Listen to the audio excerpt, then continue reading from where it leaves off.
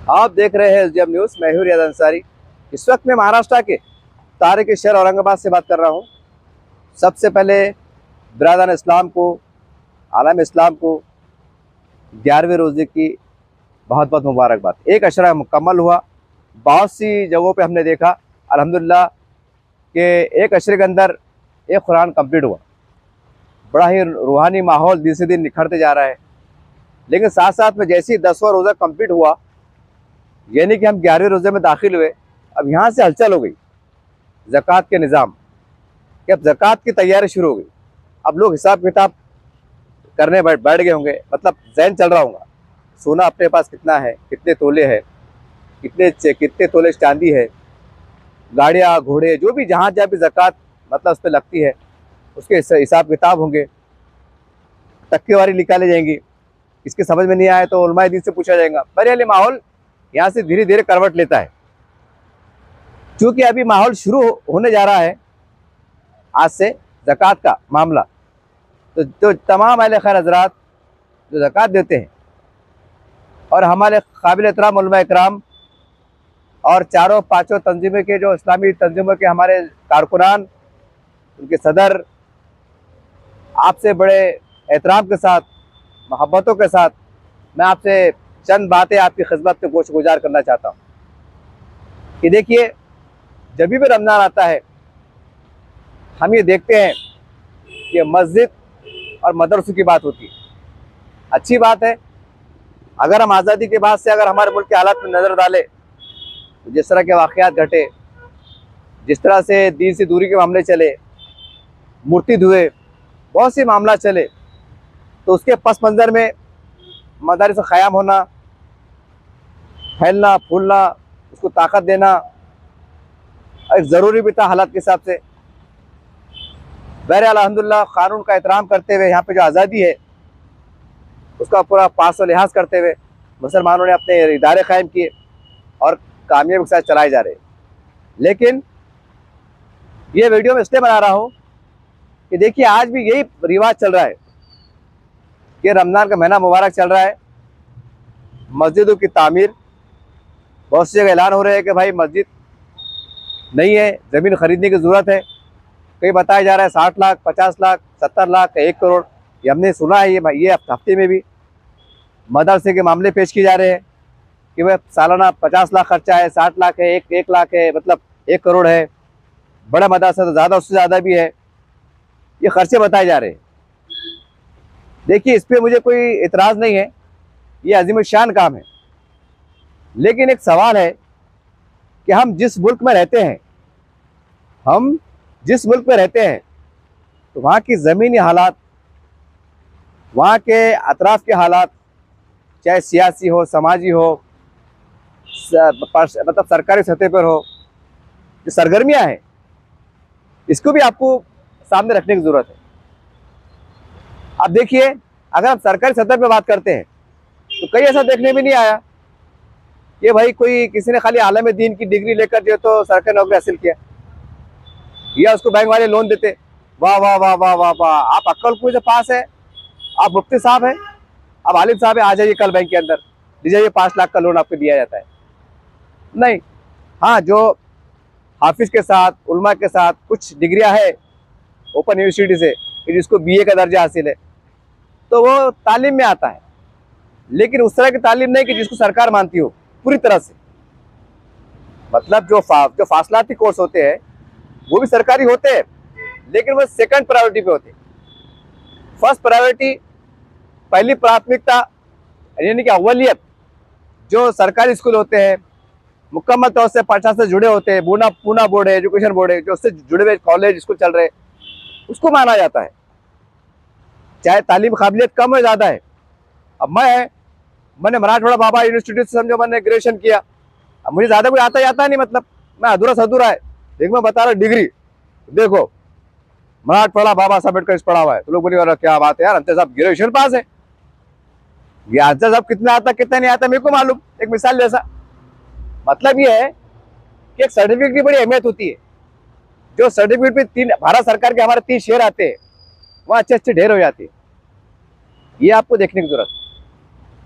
और रणनीति क्या चल रही है, रोजगार के मामला क्या चल रहे हैं, मुसलमान कितने पिछड़ के चल रहे हैं, इसके ऊपर लाहेमल बनाने की जरूरत। बड़े अफसोस की बात है कि जो आज पहले आज़ाद भारत हुआ तो जब दीनी इदारे मदारस की ज़रूरत थी, आपने काम किया पूरे देश में अल्हम्दुलिल्लाह कामयाबी के साथ, एक कानून के दायरे में रहते हुए, जमहूरियत का फ़ायदा उठाते हुए आप लोगों ने इदारे कायम किए, कामयाबी चल रहे हैं, सारी बात है, नताइज भी हमारे सामने हैं। लेकिन गुज़िश्ता 75 साल में जो मुसलमानों से जो एक बहुत बड़े पैमाने पे गलती हुई, उसमें हमारे सियासी बड़े मुसलमान के लीडर भी हजरात हैं 75 साल के दौरान, जो जिंदा है या कुछ अल्लाह को प्यारे हो गए। उसमें इस्लामी संगठन के जिम्मेदार भी कहने के शामिल है, जो पुराने जो जिम्मेदार है जो आज शायद जिंदा ना हो, 75 साल का, बहुत से लोग अल्लाह को प्यारे हो गए। सामाजिक कार्यकर्ता हमारे एनजीओ भी शामिल है। तो ये भी कहे सब जिम्मेदार है उसके अंदर। मैं ये जिम्मेदारी से इसलिए कह रहा हूँ क्योंकि सुप्रीम कोर्ट के रिटायर्ड जज सेक्चर कमेटी की रोशनी में जो एक कमेटी बनी थी, सेक्चर कमेटी, ये उसकी रिपोर्ट है। और ये रिपोर्ट आजकल की नहीं है, ये काफ़ी पुरानी रिपोर्ट होगी अब। और 4-5 रिपोर्टें हैं। एक महमूद और रहमान कमीशन की रिपोर्ट है महाराष्ट्र की, एक सेक्चर कमेटी रिपोर्ट है और मुख्तलिफ कमीशन की रिपोर्ट है। सरकारी रिपोर्ट है जिसमें कहा गया है कि इस देश का मुसलमान मतलब माशी मैदान में और एजुकेशन के मैदान में बिछड़ कर रह गया है। और कितना बिछड़ा है, इस देश के जो हमारी जो बिछड़ी जाति समाज है, जिसको हम दलित समाज कह सकते हैं, आदिवासी कह सकते हैं, या जो भी कह सकते हैं मुख्तलिफ, हम उनसे भी बिछड़ कर रह गए। और जिसको हम बिछड़ा समाज कहते थे या कहते हैं, अल्हम्दुलिल्लाह वो समाज के अंदर से वो उनके समाज के बच्चे नौजवान अल्हम्दुलिल्लाह तालीम हासिल कर रहे हैं। कोई कलेक्टर बन रहा है, कोई कमीशन बन रहा है, कोई अधिकारी बन रहा है, कोई कामयाब बिजनेसमैन बन रहा है। मतलब तमाम शोबेजात में तरक्की की तरफ रवां दवा है। अब आपके जहन में आ रहा होगा पत्रकार साहब, आपको पता होना चाहिए कि जो बिछड़ी जाति के लोग हैं उनको आरक्षण रहता है, सहूलतें रहती है, कर्ज की, इसकी, लोन की, नौकरी में रहती है, बात सही है। लेकिन सवाल ये है कि हमारे पास हम हमारे इस्लामी निज़ाम यानी ज़कात के निज़ाम के तहत जो हमें अजीम कारनामा अंजाम दे सकते हैं, अगर हम वहाँ काम नहीं कर सकते तो सवाल हमारे पे उठता है, हमारे बड़ों पे उठता है कि आप किस तरह की दानिशमंदी इख्तियार कर रहे हैं, आप कौन सी नहज पे जा रहे हैं, ये आपको सोचने की जरूरत है। मैं आज अखबार पढ़ रहा था तो खुशी भी हुई, तकलीफ भी हुई। मेरे हाथ में ये कि एशिया अखबार है आज का, एशिया आज का अखबार है अल्हम्दुलिल्लाह। ये मराठवाड़े का, महाराष्ट्र का बड़ा मकबूल आम पेपर है जो सभी समाज की और खासकर मुसलमानों की बेबाक तर्जुमानी करता है अल्हम्दुलिल्लाह। शारिक शमंदी साहब इसके मुदीर आला है, बड़ा अच्छे अंदाज से पेपर लिखा है, कलर पेपर लिखा था माशाल्लाह। इसके देखिए अंदर तीसरे पेज पे है, देखिए पूरा आर्टिकल है। और आर्टिकल लिखने वाले हजरात ही देखिए, उनका नाम है मौलाना अनीसुर रहमान कासमी साहब के जरिए लिखा गया है ये। और इसकी हीडिंग है, ज़कात के जरिए मदारिस के तलबा और गरीबों की मदद करें। इसकी हीडिंग है कि ज़कात के माल के जरिए मदारिस के तलबा और गरीबों की मदद करें। और ख़ास बात क्या है कि इसके मतन में एक लिखा हुआ चीज़ है, बता देता मैं आपको। 3 लाइन का मतन तो बहुत बड़ा है वो, कि उसमें यह लिखा हुआ है कि मैं थोड़ा शॉर्ट में बता रहा आपको, आप इसकी तस्दीक कर सकते हैं। इरशाद रब्बानी है, ये सदक़ात तो दरअसल फ़कीरों नंबर 2 और मिस्किनों नंबर 3 सदक़ात के वसीले यानी कि जो मदारिस के ऊपर काम करते, मामूर और खर्चदार जो खर्च में डूबे हुए लोग हैं, और राय खुदा में जो काम करते हैं उनके लिए, और मुसाफिर के लिए, और गुलामों को आज़ाद, यानी गुलाम बोले तो आज के ज़माने में जेल मिल जाती है, ये उनके लिए है। तो अल्हम्दुलिल्लाह हम देखते हैं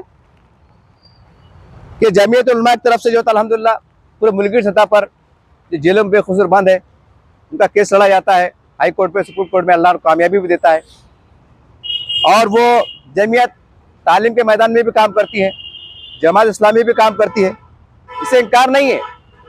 लेकिन अफसोस इस बात का है कि मैं आपको एग्जांपल दूंगा कि मेरी ज़रूरत 1000 रुपये की है। एक मिसाल दे रहा मैं आपको, मेरी ज़रूरत 1000 रुपए की है। और मैं बोल रहा मुतालिब वगैरह, जनाब मोहतरम मुझे 1000 रुपए दीजिए कम से कम, ताकि मेरी जायज जरूरत पूरी हो जाए। समझ रहे बात को आप? मिसाल है ये। लेकिन हो रहा क्या, मैं मांग रहा हूं 1000 रुपये, तो मुझे मुश्किल दिया जा रहे 50 रुपये, पहले दिए जा रहे 10 रुपये। मैं बोला 10 रुपये में क्या होगा साहब, मुझे 1000 की जरूरत है। फिर कोई बंदा 10 रुपये दे दे रहा, फिर कोई 5 रुपये दे दे रहा, फिर कोई 10 रुपये दे दे रहा, ऐसा मिला के 50 रुपये जमा हो रहे। यानी मेरी जरूरत कितनी की है? 1000 रुपए की है, अरे मेरे हाथ में कितने आ रहे? 50। अब सवाल ये है, जब मेरी जरूरत 1000 की है और मेरे हाथ में 50 रुपए आएंगे, तो आप दिल पे हाथ रख के बोलिए, रमजान का महीना है, आप रोजदार है, ईमान की हालत में, जरा बोलिए क्या मेरी जायज जरूरत पूरी होंगी? जबकि मेरी जरूरत 1000 रुपए की है, नहीं होंगी साहब। जब मेरी जरूरत पूरी नहीं होंगी तो फिर मैं आगे बढ़ूंगा कैसा? जाहिर सी बात है, फिर मेरी परेशानियां दूर नहीं होंगी और वह आने वाले हर वक्त के साथ मेरी परेशानी में इजाफा होगा। यानी कि ये साल जो जरूरत मेरी 1000 के अंदर पूरी होने वाली थी, वो बढ़कर आने वाले साल में 2000 पे बढ़ जाएंगी, फिर 3000। फिर एक दिन ऐसा होगा कि मैं परेशानी का अंबार बन जाऊंगा, यानी कि मैं चलते फलते परेशान शख्स बन जाऊंगा। यानी ऐसा वक्त भी आ सकता है कि फिर मुझे आप, जैसे आज मेरी जरूरत 1000 की थी, बाद में अगर आप 2 लाख भी दे रहे तो फिर मुझे पैसे कम पड़ रहे। फिर हमारे जहन में क्या आ रहा, अरे अंजर साहब आपको 2 लाख रुपए दिए ना यार। मैं आपको एग्जांपल दे रहा, मैं आपको समझने के लिए। यही हाल हमारे तमाम सूबे जात में चल रहा है। ये वीडियो बनाने का असल मकसद ये, आप मेरा मकसद शुरू हो रहा है कि ऐसा क्यों नहीं हो पाता। हमारे जो बड़े बड़े अकारबीन है, उलमा इकराम है, काबिल एहतराम, आप तो अंबिया के वारिस है, आप हमारे सरों के ताज है, तो ऐसा काम हो रहा क्यों नहीं? ये जैसा औरंगाबाद है, औरंगाबाद के शहर के अंदर जितने भी स्कूल है, कॉलेज है, मराठी मीडियम है, इंग्लिश मीडियम है, ऐसा हमारे पास निजाम क्यों नहीं है कि अगर मैं रिक्शा ड्राइवर है, मेरे 3 बच्चे हैं, मेरा घर किराए का है, अल्हम्दुलिल्लाह मैंने मेहनत से, हक हलाल से, मजदूरी से, कभी चटनी खाकर, कभी बेसन खाकर, कभी भूखा रहकर, मेरे बच्चों को मैंने मोटा छोटा फटा पढ़ा लिया। बच्चे बालिग हो गए, बच्चे जवान हो गए। अब बच्चे 12वीं के बाद जो पैसे लगते हैं, अब मैं रिक्शा ड्राइवर, मेरा घर किराए का। अब मैं सोच रहा भाई चलो कैसा भी अपनी टूटी फूटी पुरानी किताबें लेकर, थोड़ा कर्जा लेकर, थोड़ा मदद इमदाद लेकर, खामोशी छोटे लेवल पर अपने जो है तो मैट्रिक पढ़ा ली, 12वीं पढ़ा ली, जान दो कहाँ मुसलमानों को आपको नौकरी मिलती, कहाँ अपने को लोन मिलता है, कहाँ पढ़ाते जान दो, अब पढ़ा के क्या मिलने वाला है। और बच्चे ऐदी बन जाते, बड़े बन जाते, डंगरे बन जाते, फिर ना धड़ धड़ के रहते, ना धड़ के रहते। क्या होते बोले ग्रेजुएशन पास, इंक करके बच्चा आ रहा। बेटे आप क्या कमाते? कुछ नहीं कमाते, माँ बाप की जान पे पल रहे। ये बड़ा आंकड़ा ही, ये बड़ा आंकड़ा ही। तो मेरे बोलने का मतलब ये आ रहा कि सबसे पहली बात तो ये है कि हमारे पास जो तालीमी निज़ाम है, असली तालीम इसे कहते हैं, वहां पर हम मुकम्मल तौर से फेल हो गए। मुकम्मल तौर से हम फेल हो गए। औरंगाबाद शहर के हद तक मैं जायजा करा सकता, कम से कम, शायद हो सकता है कि मैं कहीं गलत साबित हो सकता, लेकिन शहर का अंदर मुख्ता जायजा है, बस्तियों का अल्हम्दुलिल्लाह मैं बिल्कुल सर्वे करा सकता। रमजान निकलन दीजिए, मेरे साथ चलिए, कार में बैठिए, मैं ऐसे ऐसे बस्तियों में जाके, गलियों में जाकर गरीब वालदा से आपको मिला सकता। जो भी तंजीमें है, जिम्मेदार है, संगठन है, जो भी बड़े हैं जो इस पे काम करते हैं, मैं आपको मिला सकता, ऑन कैमरा इन कैमरा मिला सकता। वो क्या बोल रहे हैं मैं मेरे चैनल पे भी लूंगा, इंशाल्लाह उसको रिलीज करूंगा। आज भी औरंगाबाद शहर के अंदर कई माँ बाप ऐसे हैं जो ये साल शायद मैट्रिक के बाद पढ़ा ना सके, शायद 12वीं के बाद पढ़ा ना सके, या शायद ग्रेजुएशन करा ना सके। अब जाहिर सी बात है, अगर हमारे बच्चे मैट्रिक के पास होंगे तो हमारे बच्चे में कौन सी काबिलियत, कौन सी काबिलियत? आपको लोन भी नहीं मिलता क्योंकि आप डिग्री होल्डर नहीं है, कोई आईटीआई पास नहीं है। कंपनी के अंदर आप तो बढ़ गया मामला कि 12वीं पास होना, कम से कम ग्रेजुएशन पास होना, क्राइटेरिया बढ़ रहा। पहले मैट्रिक की अहमियत थी, अब मैट्रिक की अहमियत खत्म हो गई, अब 12वीं 11 ग्रेजुएशन आ गया। तो मतलब जब हम अधूरी तालीम में चलेंगे, अधूरेपन में चलेंगे, तो हम बढ़ेंगे कैसा? और दूसरी तरफ मुसलमानों का आज से 16-17 साल पहले का एक सर्वे रिपोर्ट है, इसके ऊपर ईटीवी उर्दू के अंदर एक शो के अंदर, एक डिबेट के अंदर बहस भी हुई थी कि हिंदुस्तान का आबादी का 96% तबका यानी 25 करोड़ मुसलमानों में इसकी जो आबादी है, तो 25 करोड़ के जितने बच्चे हैं उनमें से 96% बच्चा बाहर पढ़ता। महानगर पालिका, कारपोरेशन, जिला परिषद, ग्राम पंचायत, सोसाइटी, प्राइवेट स्कूलों में, कॉलेजों में पढ़ता। 96%। ये सर्वे रिपोर्ट आ रही है, मेरी अपनी रिपोर्ट नहीं है।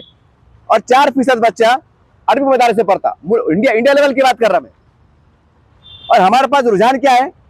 80% रुझान ये है कि जब भी रमजान आ रहा, ज़कात का निज़ाम ऐसा बना दिया गया है कि हम सीधा मदरसे की तरफ जा रहे, सीधा हम मस्जिदों में जा रहे। बस इसलिए जा रहे, एक अजीब गरीब लालच है, मोटे अल्फाज में। हालांकि जुमला गलत है ये, लेकिन समझने के लिए बड़ा एक लालच है। नहीं, मदरसे में देंगे, बच्चा हाफिज बन जाएगा, वो मरे तब तक तरावी पढ़ेगा, नमाज पढ़ेगा, एक एक लफ्ज़ का सवाब मिलेगा। ये हमारे दिमागों के अंदर हमारे उलमाए किराम ने मस्जिद के खुतबात के जरिए, बयान जरिए ठोस ठोस कर बिठा दिया गया है कि बच्चा हाफिज पढ़ेगा, आपके पैसे लगेंगे तो वो मरे दम तक आपको सवाब मिलेगा। लेकिन आप ये क्यों नहीं सोचते कि अगर कोई हाफिज तंग दस्ती के मारे, गुर्बत के मारे अगर गलत राह पे गया, उसका जिम्मेदार कौन होगा? ये भी सोचना पड़ेगा ना। इसका तो कोई ना कोई जिम्मेदारी लेंगे ना आप। कौन लेंगे जिम्मेदार इसका? मैंने कई लॉकडाउन में देखा, आज भी देखता हूँ, कई उलमाए किराम है जो रिक्शा चला रहे, कई हुफाज किराम है बेचारे ना तनख्वाह पूरी नहीं चला रहे। तो बोलने का मतलब ये है कि हमारे पास निज़ाम नहीं है ऐसा, कि हमारे पास निज़ाम नहीं है कि हमारे बच्चे कुछ रोजगार के काबिल बने, उस तरह की तालीम हासिल करें। हमारे पास सिस्टम भी नहीं है। मैट्रिक पास, 12वीं पास, हमारे बड़ों को ये इतनी शऊर नहीं है कि हमारे पास, अगर मैं औरंगाबाद जिले की बात करूं कि यहाँ इंडस्ट्री जाल फैल रहा है, यहाँ 90% जो वैकेंसी निकलने वाली है 5-10 सालों में, यहाँ IT आउटलर की जरूरत पड़ेगी। Motor mechanic, fitter, Turner, electrician, plumber, AC mechanic, अपने क्या क्या 55 कोर्स है, 55 कोर्स। क्योंकि मैंने भी मेरे 2 बच्चों को ITI कराया है, इसलिए मुझे ज़्यादा उसकी मालूमात। 55 कोर्स है, 55 कोर्स। हमारे पास निज़ाम ही नहीं है। अरे ये बच्चे जब 12वीं पास भी हो गए, मैट्रिक पास भी हो गए, और ये माशरे का बड़ा तबका अगर बेरोजगारी शक्ल में चले गया, तो क्या ये उम्मत का नुकसान नहीं है? नहीं है नुकसान? कौन सी दुनिया में जी रहे हम? देश कहां जा रहा, हालात क्या चल रहे, कैसे कैसे सतह पे काम करना चाहिए, हम वो काम बिल्कुल नहीं कर रहे हैं। अगर कर रहे हैं तो एक कहावत याद आ रही है मुझे, ऊंट के मुंह में जीरा। ऊंट का इतना बड़ा लंबा चौड़ा मुंह होता है, उसके मुंह में जरा एक जीरे का दाना डाले तो आपको कैसा लगेगा? अरे बोलेंगे इतना बड़ा ऊंट का है, वो 2 किलो का निवाला खा लेता वो, और तुम एक जीरे का दाना डाले, क्या पेट भरेगा उसका? मिसाल जैसा वही हाल हमारे साथ हो रहा है। यानी एजुकेशन में हमको जैसा काम करना चाहिए, हमारे बड़े, माफी के साथ कह रहा हूं, आप हमारे बड़े, हम आपका एहतराम करता हूं, मुकम्मल तौर से काम नहीं हो रहा है। अगर आप मेरे अकल पर, मेरे उस पर अगर सवाल खड़े करेंगे, या अगर आपको लग रहा होगा कि मैं बदगुमानी से काम ले रहा या झूठ बोल रहा, तो रमजान निकलन दीजिए, ये वीडियो मेरा डाउनलोड कर लीजिए। मैं पूरे औरंगाबाद शहर में जहां जहां मेरा सर्वे है, मैं उनके वालिदैन से वो बस्ती में घुमा के आपको सर्वे कराता। अगर मेरा दावा झूठा निकला तो आपका जूता मेरा सर है, लेकिन अगर दावा, अगर मेरा सर्वे अगर सही निकला तो फिर मैं क्या करूं, ये मैं आप पे छोड़ता हूं। अगर मैं गलत निकला तो मैं जूते से मारिए आप, लेकिन अगर मेरा सर्वे, मेरी तस्दीक अगर सही रही तो फिर क्या करेंगे आप? बहरहाल ये वीडियो बनाने का मकसद ये है कि जैसा मस्जिद खड़े रह के बोलते कि हम कश्मीर से आए हैं, बंगाल से आए हैं, झारखंड से आए हैं, दूसरे बच्चे पढ़ते हैं, 500 बच्चे पढ़ते हैं, ये आपके सदक़े के इसके मोहताज है, आप दीजिए। ऐसा निज़ाम भी तरतीब दीजिए कि औरंगाबाद शहर के अंदर इतने स्कूल है, इतने कॉलेज है, मैं फला स्कूल की तरफ से आया हूँ, हमारे स्कूल में 2500 बच्चे पढ़ते हैं अल्हम्दुलिल्लाह, तमाम स्कूल के टीचर्स भी अपने तनख्वाह में से जो तो मदद करते हैं, लेकिन उसके बाद भी हम कम पढ़ते हैं। आज भी हमारे स्कूल में 1200-1300 बच्चे ऐसे हैं जिनके माँ बाप रिक्शे चलाते हैं, मट्टी काम करते हैं, ठेला लगाते हैं, जो तो रोज पे फुटपाथ पर कारोबार करते हैं, फल फ्रूट बेचते हैं, हमाली काम करते हैं, होटल में काम करते हैं। ये इनके होनहार बच्चे हैं। ये साल हमको जो है तो उनको मुकम्मल तौर से अपने जो है तो सिलेबस का सर देना है। जो कोर्स आता है मैट्रिक का 12वीं का, उनको उनको यूनिफॉर्म देना है। ये हमारे पास तरतीब है, हमारे आंकड़े। किसी का नाम फला कॉलेज से आया हूं, वहां का मैं टीचर हूं, मैं सोसाइटी का जिम्मेदार हूं। मेरे कॉलेज के अंदर 650 बच्चे पढ़ते हैं या 250 बच्चे पढ़ते हैं, 2 शिफ्ट के अंदर जो भी है, उसके अंदर 200 बच्चे ऐसे मुस्तहक है। उनके माँ बाप ने जब फॉर्म भरे, हमने उनकी जांच पड़ताल की है, लेकिन वो गैरतमंद है, वो खुलेआम ज़कात नहीं लेना चाहेंगे। उनके अन्ना को ठेस पहुंचती है, उनका विकार पामाल होता है, मजबूर होता है। लिहाजा आप हमें इमदाद दीजिए। वो कॉलेज का बच्चा जो ग्रेजुएशन कर रहा है, जो डिग्री हासिल कर रहा है, हम जो है तो आपके सदक़े में से जो आप जमा आतिया हमको देंगे, उसका मुकम्मल कोर्स लेंगे। वो कोर्स आ रहा है, एक कोर्स आ रहा है, उसको बताइए कि उसका कोर्स आ रहा है 17,500 का, 22,000 का। यूनिफॉर्म आ रहा है जूते चप्पल के साथ 2,500 का। उसके एडमिशन फीस जो भी है, मतलब ये एक बच्चे पे खर्च आ रहा है टोटल। एक एग्जाम्पल मैं आपको दे रहा, 8,500 या 10,000 एग्जाम्पल, और हमारे पास 250 बच्चे हैं। अब एक बच्चे पे 10,000 रुपये खर्चा आ रहा है, तो हमें 2.5 लाख की जरूरत है। समझ रहे आप? तो 2.5 लाख दीजिए, और सालाना के अंदर जो कॉपी किताब लगती है, कभी किताब खत्म हो जाती है, कभी कुछ हो जाता है, कभी सेमेस्टर एग्जाम होते हैं, कभी प्रैक्टिकल सामान लाना पड़ता, उसका जो इजाफी खर्च हमारा सालाना वो 10 लाख है। इसलिए हमें जो है तब हमें दीजिए आप। और ये भी बोलिए, शर्माइए मत। मैं तमाम सोसाइटी के जिम्मेदारों को बड़ा हाथ जोड़ के कह रहा हूँ, आप शर्माइए मत। बोलिए कि हमारा इदारा एक ऐसे मुस्लिम इलाके में है, कॉलेज हाई स्कूल है, हमारे पास सरकारी टीचर इतने हैं, प्राइवेट इतने हैं, हम बड़ी मुश्किल तनख्वाह दे रहे हैं, सोसाइटी दे रही है अपनी तरफ से। तो जब तक सरकार का ग्रेड नहीं आता है, ये टीचर महंगे के हिसाब से कम 20,000 तनख्वाह देना चाहिए। हमारे इदारे में प्राइवेट 5 टीचर है, और एक महीने की तनख्वाह जो है तो 20,000 होती है, तो 5 की 1 लाख होती है, 5 की 1 लाख होती है, साल के 12 लाख होते हैं। कुल मिला के कम ज्यादा मिला के 15 लाख का खर्चा है। सिर्फ तनख्वाह में 15 लाख जाते हैं। ये तनख्वाह और ये जो आप जो हमको मदद करेंगे, ये हम जमा करके बावकार तरीके से हम जो है तो तनख्वाह अदा करेंगे। जब एक टीचर को तनख्वाह भरपूर मिलेंगी, 15,000 रुपये महीना मिलेगा, कसम है खुदा की, वो दिल से पढ़ेगा, वो मेहनत करेगा कि यार हमारा स्कूल ग्रेड नहीं है, मैं प्राइवेट हूँ, लेकिन मुझे 20,000 मिल रहे, 15,000 मिल रहे, अल्हम्दुलिल्लाह। तो मैं कौम के बच्चे को पढ़ाऊँ, उनको मराठी अच्छी हो, उनकी रियाजी अच्छी हो, उनकी इंग्लिश हो, पढ़ाओ। हमारे बच्चे जब तालीम में ना जो है तो अधूरे रहेंगे, उनका मियार कमजोर रहेगा, फिर आप बोलेंगे हमको नौकरी नहीं मिलती, फिर आप बोलेंगे हमारे साथ जातिवाद होता। कहाँ की बेवकूफ़ी है। बहरहाल ये माहौल को तरतीब दीजिए। जैसा आपने गुज़िश्ता 75 सालों में पूरे देश के अंदर मदरस का जाल बिछाया, अल्हम्दुलिल्लाह आज मकतब का जाल बिछ रहा है। छोटे छोटे मासूम बच्चे अरबी तालीम हासिल कर रहे हैं, हक का, हलाल का, बड़ों का, छोटों का अदब सीख रहे हैं, कुरान सीख रहे हैं, सूरह सीख रहे हैं, कलमे सीख रहे हैं। अच्छी बात है। एक ऐसा माहौल तरतीब दीजिए कि रमजान में मस्जिद के अंदर एक सदा एक आवाज़ ऐसी भी आना चाहिए कि मैं फला इदारे का कॉलेज से आया हूँ। ये कॉलेज एक बहुत बड़ा है, लेकिन आप जानते हैं कि सरकारी जो तो भर्तियाँ नहीं की जा रही है, और यहाँ पर एडमिशन बेतहाशा बढ़ रहे हैं, क्लासा बढ़ रही है। लिहाजा कॉलेज मजबूर है, स्कूल मजबूर है, कम हमारे टीचर को बढ़ाया जाए।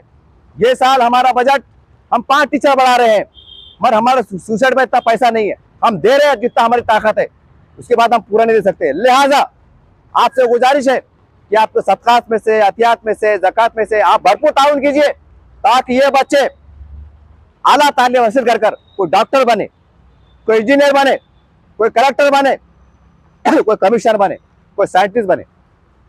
अब ये क्षेत्र के अंदर ये मैदान में काम करने की जरूरत है, तो उठिए आप ये मत कोई लोग कमेंट करेंगे जनाब आपको पता है कि हम मदद करते हैं। तो मैं कह रहा हूं ना कि मुझे 1,000 की जरूरत है, मुझे आप 50 रुपए दे रहे हैं, 950 रुपये कहां से लाऊं मैं? ये हाल उम्मत का है। जाइए फातिमा स्कूल के अंदर, जाइए डॉक्टर स्कूल के अंदर, बड़े बड़े मराठी जो इखरा स्कूल के अंदर जाइए, इंक्वायरी कीजिए।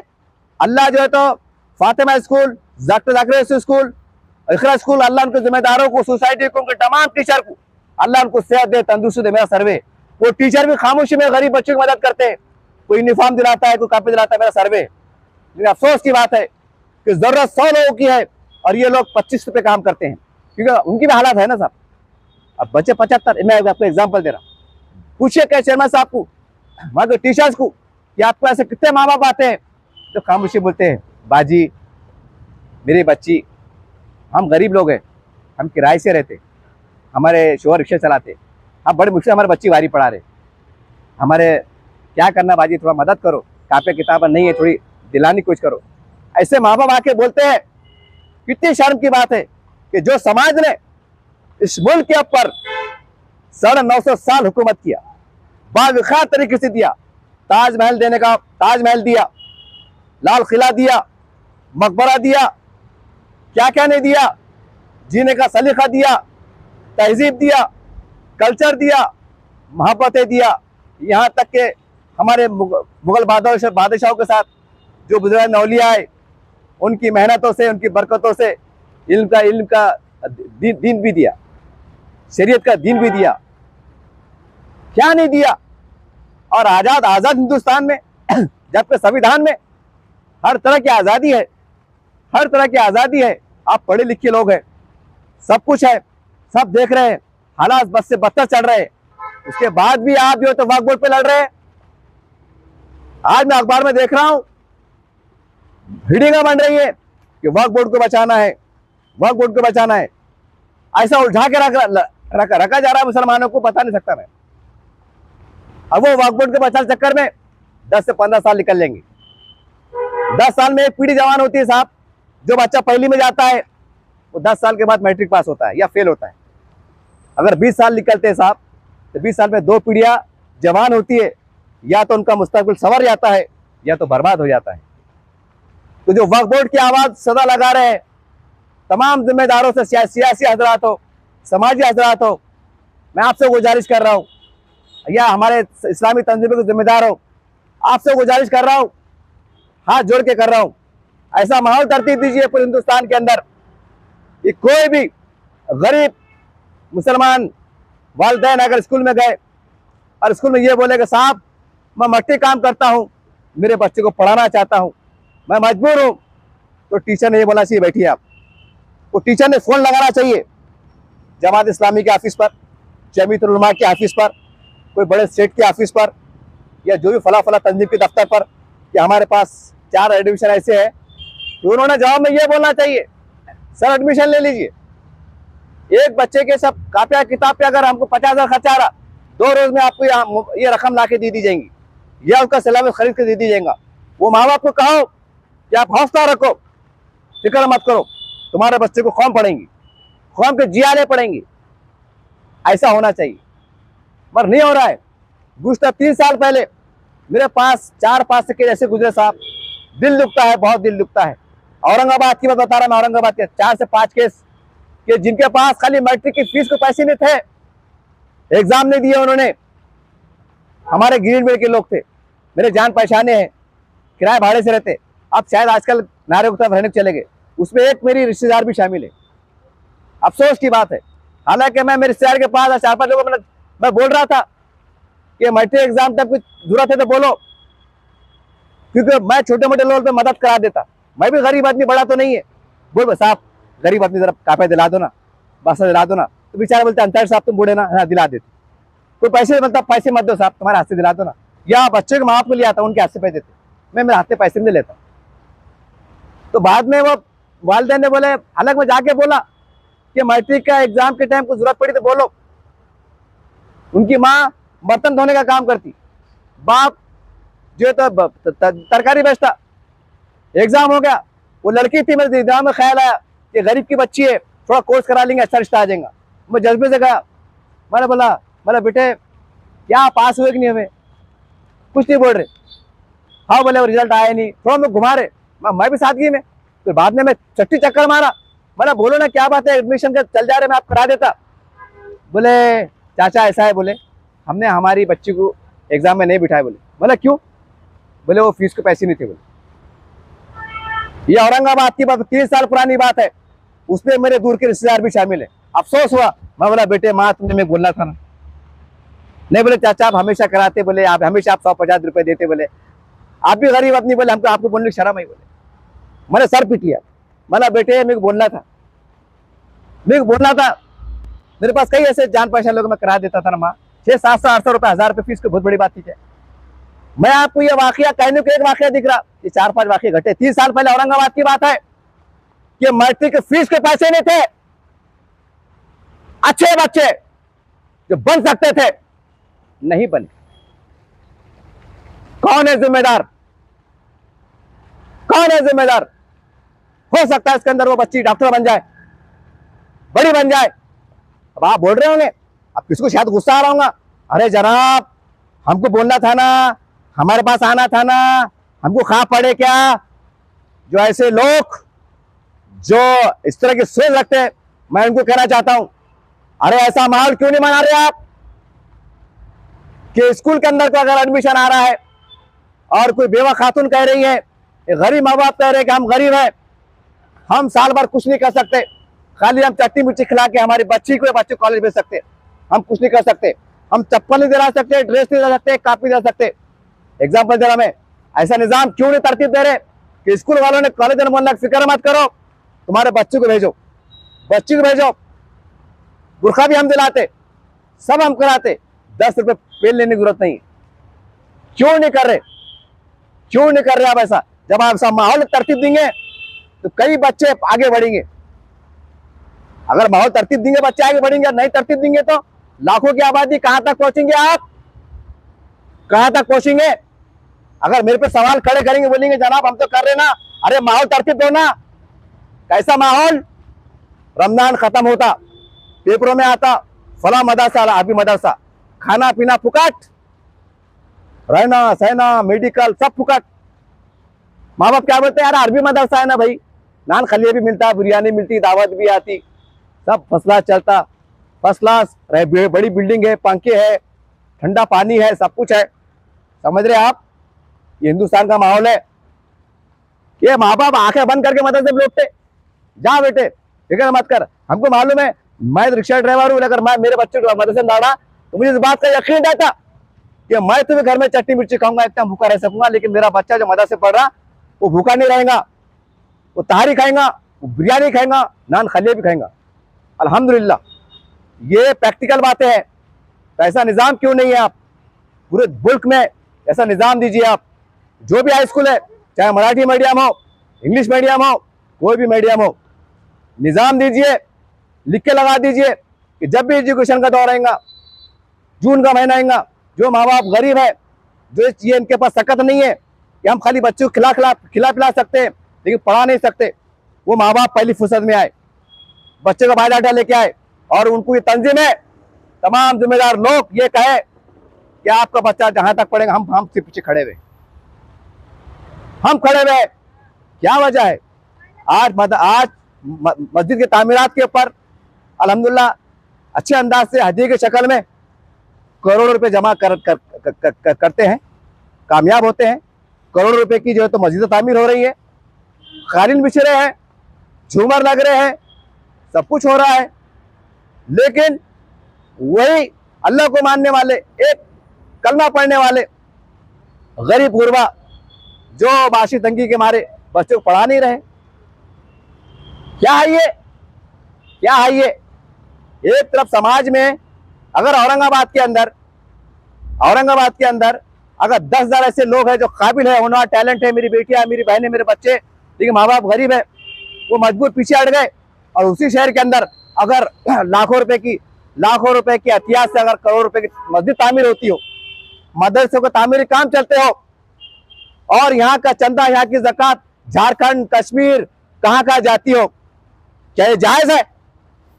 इस शहर में अगर लोग मोहताज बेबस बैठे हो और हमारी ज़कात, हमारी खैरात, हमारी अतिया अगर बाहर जा रहा हो, ये जायज है? दीजिए। मेरा सवाल है, मैंने कई बार सवाल दोहराया हूं, अफसोस होता है मुझे, हमारे उलमा इकराम पे अफसोस होता है। मैं माफी के साथ हाजिर कह रहा हूं, अगर इस औरंगाबाद शहर के अंदर अगर एक भी उलमा हक, एक कम से कम, क्योंकि अपनी आवाज नहीं करके मैं जुमला से गलत फहमी का शिकार ना हूं, अगर उलमा जिंदा है, हक के साथ है, मैं सवाल कर रहा हूं, ऑनलाइन आपसे इन कैमरा कर रहा हूं, मेरा सवाल है कि जिस बस्ती के अंदर मेरी बेटियां, मेरी बहनें छोटे से जायज के पैसों के वास्ते उनकी शादियां नहीं हो रही है, तालीम नहीं हो रहा है, कई रोज बेरोजगार बच्चे हैं, पैसे नहीं है। एक फुल मोहल्ले में बेरोजगार बच्चे हैं, मेरी बहनें, मेरी बेटियां बैठी हुई है, समझ रहे आप? क्या उस मोहल्ले के अंदर 1 करोड़ की मस्जिद तामीर करना जायज है? जवाब दीजिए आप। मैं आपको सवाल कर रहा हूं, उम्मत का बेटा हूं, आपको दरमियान से आता हूं। अगर आप मुझे जवाब नहीं देंगे, कल खत्म खुदा की जाऊं मैं आखिरत में आपका दामन पकड़ूंगा। ये रब्बुल आलमीन, ये अपने आपको बड़े अल्लामा कहते थे, उलमा कहते थे, मगर एक ही बार मैंने सवाल करा था कि जिस बस्ती के अंदर मेरी बेटियां, मेरी बहनें मजबूर बेबस है, मेरे नौजवान बेरोजगार हैं, वो तालीम से पिछड़ रहे हैं, क्या ऐसे बस्तियों में, ऐसे बस्तियों में करोड़ रुपए की मस्जिद तामीर करना, झूमर लगाना, लाखों रुपए की कालीन बिछाना क्या जायज है? इन्होंने जवाब नहीं दिए थे। मेरा सवाल आखिरत में रहेगा, अल्लाह ताला ये कैसे उलमा थे, ये कैसे आलम दीन थे? मैं आज तेरे पूछता हूं, अब तुम इसे जवाब दिला, मैं गिरबान पकड़ूंगा इंशाअल्लाह। आज मुझे आप पागल करार देंगे, मेरी आखिरत पर मेरी सोच पे सवाल उठा कर सकते हैं, लेकिन ये अफसोस, मैं आपसे इल्तिजा कर रहा हूं, आप मेरे बड़े हैं, मैं आपसे फिर सवाल कर रहा हूं, क्या किसी शहर के अंदर जहां बड़ी आबादी नौजवानों की बेरोजगार हो, वो आगे पढ़ना चाहते हो, पढ़ने को पैसे नहीं हो, मेरी बेटियां, मेरी बहनें शादी के इंतजार में हो, लेकिन शादियों के लिए कोई वसाइल नहीं हो, क्या ऐसे इलाके जहात में तामीराती काम करना मजहब के नाम पर जायज है? ऐसे बस्तियों से, ऐसे शहरों से ज़कात, सदका, खैरात, अतियात झारखंड भेजना, कश्मीर की वहां देना क्या जायज है? जायज? जवाब दीजिए आप। एक सवाल है मेरा, शरई सवाल है, अगर आप शरई सवाल नहीं देंगे, कल या आखिरत में पकड़ूंगा कि अल्लाह ताला, ये कौन से मुफ्ती थे, ये कौन से आलिम थे कि एक मुसलमान कि इन्होंने मेरी इस्लाह नहीं की? अगर मैं गलत था तो मेरे को बुला के समझाया नहीं, मुझे सिखाया नहीं, ये कैसे रहबर थे, ये मेरे कैसे बड़े थे? मैं सवाल करूंगा अल्लाह की बारगाह में। अगर जवाब नहीं मिला तो जवाब मिल गया, अल्हम्दुलिल्लाह, अल्हम्दुलिल्लाह।